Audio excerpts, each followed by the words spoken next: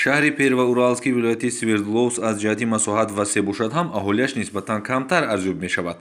хушбахт ибодуллоев ҳамватани мо 9 сол қабл маҳз дар беморхонаи ҳамин шаҳрак ба фаъолият оғоз намуда то имрӯз ҳамчун як табиби муваффақи тоҷик ба табобати беморон машғул аст. ӯ асосан духтури бемориҳои даруна буда илми тиб ва таҷрибаи асосии соҳаро дар тоҷикистони соҳибистиқлол аз худ кардааст.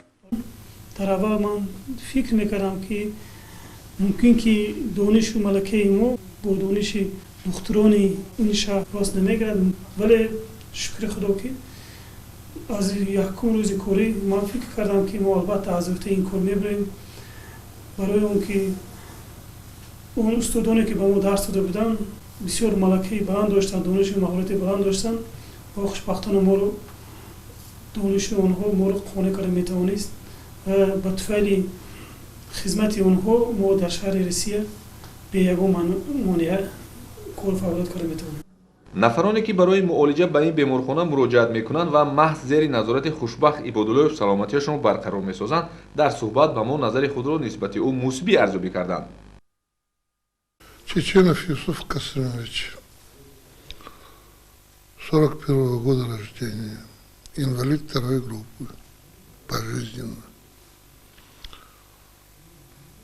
Я здесь каждый год ложусь на лечение.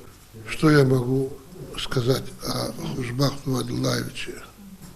Это врач от Бога, вежливый.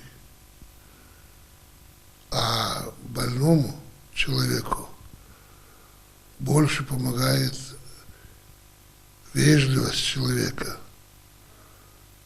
доброе слово человека, даже чем лекарство. Так я его знаю с очень положительной стороны. Очень хороший человек, очень хороший врач.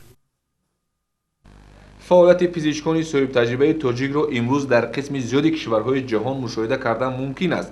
танҳо дар минтақаҳои федератсияи Россия ин шабу рӯз ҳазорҳо табибони варзидаи тоҷик кору фаъолият намуда соҳиби мақому манзарати хоса низ ҳастанд. хушбахт ибодуллоев аз зумраи чунин табибони варзидаи тоҷик дар вилояти свердловски федератсияи Россия ба ҳисоб меравад, ки бо фаъолияти ибратбахшаш миёни ҳамкасбони рус обрӯю эътибори хоса дорад.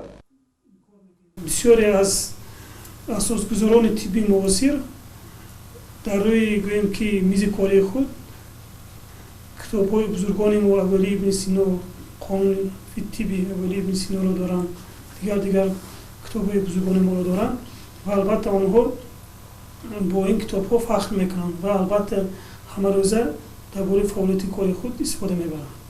вақте ки дар шаҳри Екатеринбург дар баланд кардани сатҳи дониши худ иштирок доштем, якчанд гӯем ки устодонро дидам ки онҳо ҳатто бо он фахр карданд ки ман донишгоҳи давлатии тибби Тоҷикистонро хаб намуданд. онҳо бисёр аз онҳо дар он ҷо ҳатто хонда буданд ё ин ки бо устодони мо шиносоӣ доштанд. онҳо ҳатто ба ман гуфтанд ки шумо фахр кунед ки халқ кардаи ин донишгоҳи тибби Тоҷикистон ҳастед. якчанд профессорҳое ҳастанд ки онҳо ҳатто номзадии худро ё ки рисолати доктории худро дар шаҳрҳои Москваву дар шаҳрҳои берун аз он дар Штатҳои Муттаҳидаи Амрико онҳо ҳимоя кардаанд. мушоҳида гардид ки новобаста аз шароити хуби зиндагӣ ва обрӯи эътибори баланд дар ин минтақаи федератсияи Россия меҳри ватан ӯро лаҳзаи ором намегузорад. хушбахт ибодуллоев дар баробари таъмини зиндагии шоиста танҳо як мақсад дорад.